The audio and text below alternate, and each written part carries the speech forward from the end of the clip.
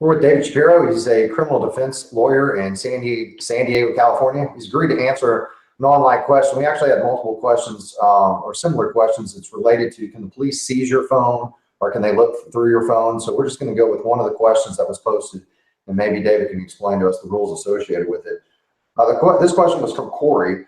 Cory says, I was videotaping a traffic stop with my cell phone when a police officer came over and demanded I surrender my phone. I said no at first, but they started threatening to arrest me for interfering with the stop.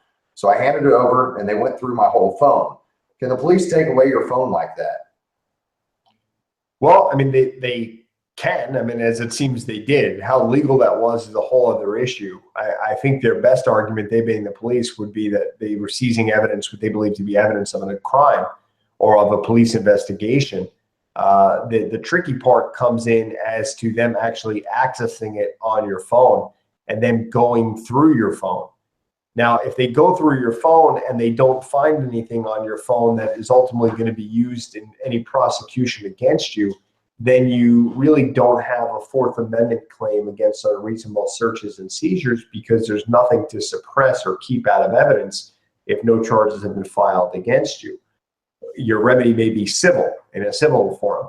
But if they were to seize your phone and go through it without a warrant or without your consent and then try and use what they found in a criminal case against you, then you would have a realistic, if not a really good shot at trying to get that evidence suppressed, because particularly the last couple of years, the laws have changed and strengthened for the criminally accused as it relates to cell phones.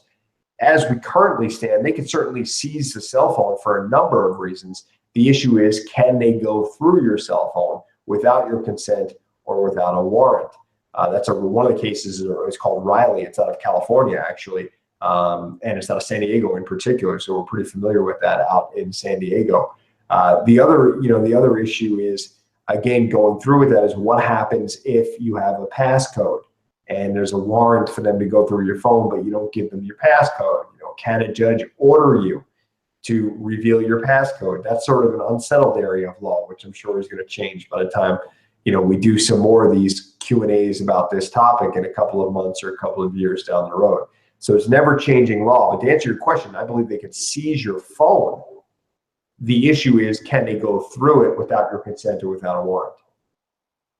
Excellent. Well, if you have any other questions for David on this topic, just post them in the comments section below, and he's agreed to get back to you. Thanks, David.